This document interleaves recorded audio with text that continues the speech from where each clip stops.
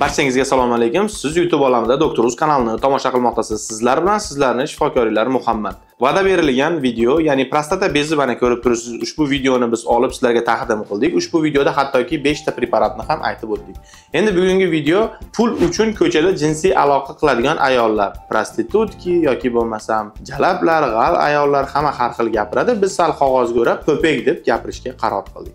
Popek ayollar bular kim? Bular o'z tanasini tashqarida, ya'ni ko'cha-ko'yda yoki biror xil maskan qilib, o'sha yerda jinsiy aloqa qiladigan ayollar.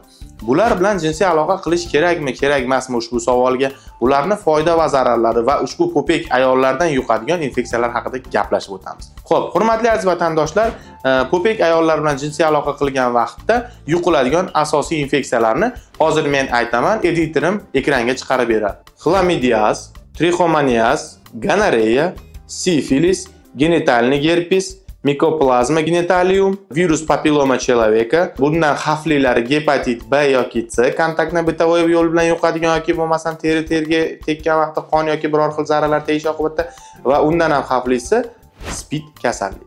Endi bu yerda aqllilar bor, hozir yozishni boshlaydi. Prezervativdan ushbu kasalliklar yuqmaydi. Hurmatli aziz vatandoshlar, kontaktni bitovoy yuqadigan gerpes genitaliy, trichomonada, xlamidiya bu bor narsa. Undan tashqari ushbu qilayotgan ayolingizda popekda badanida biror xil kesilgan yoki cho'qilgan joyi bo'lsa va unda gepatit B yoki C bo'lsa, undan tashqari u bilan o'pishganingizda yoki shu kabi holatlar bo'lganda og'zida tishini yoki mulkini biror joyi qonashi oqibatida sizni tanangizga ochiq joyi bo'ladigan bo'lsa, yara yoki chaqa joyi bo'ladigan bo'lsa, shu orqali ham albatta yuqadi. SPID yuqish turlari juda ko'p, bu xavfli. Qissadan qissa shuki, ko'chadagi popek ayollar bilan jinsiy aloqada yuqadigan infeksiyalarni biz aytdik.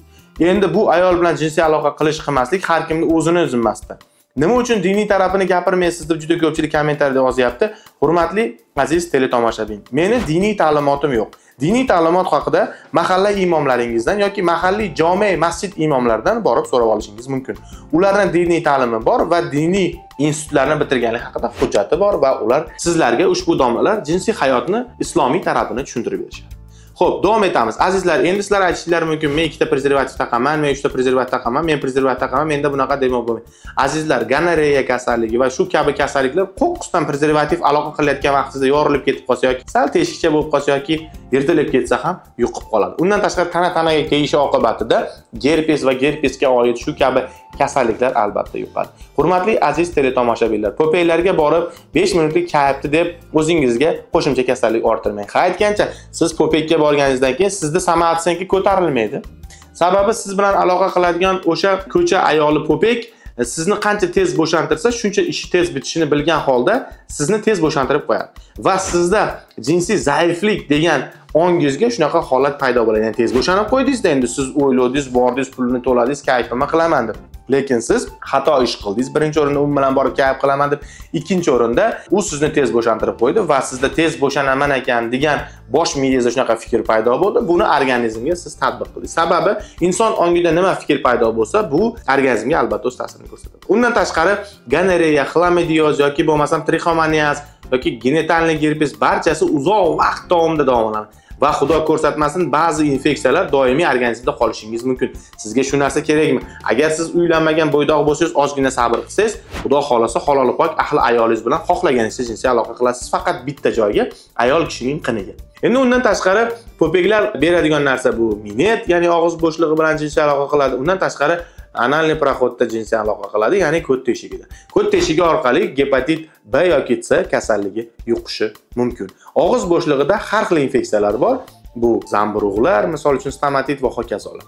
Hurmatli aziz vatandoshlar, 2 minutdan 5 minutgacha cho'ziladigan kayfni deb yana qaytaraman, organizmimizga butun umrlik infeksiya sololmaydi. Bu keyinchalik farzand ko'rishingizga yoki halol pok bokira ayol bilan turmush qurganingizdan keyin ushbu ayolni ham ushbu infeksiya bilan zarazit qilib qo'ymang. Chunki bizning O'rta Osiyo mamlakatlarimizga juda yaxshi odat bor. Ayol kishini yoshligidan yaxshi tarbiyalaydi va sizga uni bokira holda nikoh orqali beradi. Siz uni qizlik pardasini olgan holda u bilan halol pok yashaysiz.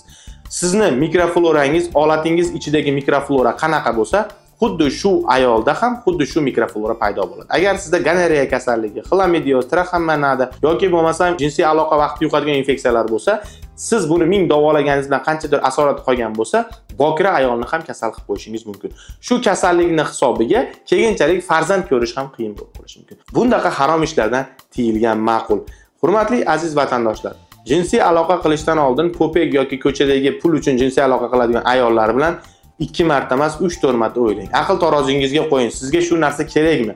Bu narsa haromligini o'zingiz mendan da yaxshi bilasiz. Ya'ni harom yo'lga yurmang.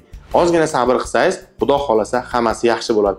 Bugungi mavzuyimiz shundan iborat ediki, popeklar bilan jinsiy aloqa qilish kerakmi? Yo'q, qilish kerak emas. Sababi mana infeksiyalar yuqar ekan va bu infeksiyalarni davolash qiyin ekan. Undan tashqari spid va gepatit B ham yuqish ehtimoli yo'q emas ekan. Demak, biz to'g'ri fikr qilgan holda popeklar bilan aloqa qilmaymiz va popeklarga bormaymiz. Hattoki jicha sabr qilib halol pok ayolimiz bilan qo'shilamiz. Endi aytishlar mumkin, men musofirdaman. Musofirda bo'lsanglar ham sabr qilsanglar bo'ladi. Biz Xudo xolasa masturbatsiya haqida albatta video qilamiz. Ushbu video sizlarga manfaatli bo'ladi deb o'ylayman va bugundan boshlab agar shunaqa harom xarid ish qilayotgan bo'lsangiz to'xtating va o'zingizni bir qator tekshiruvdan o'tkazing. Ushbu men sanab o'tgan, mana yana editorimiz ko'rsatyapti.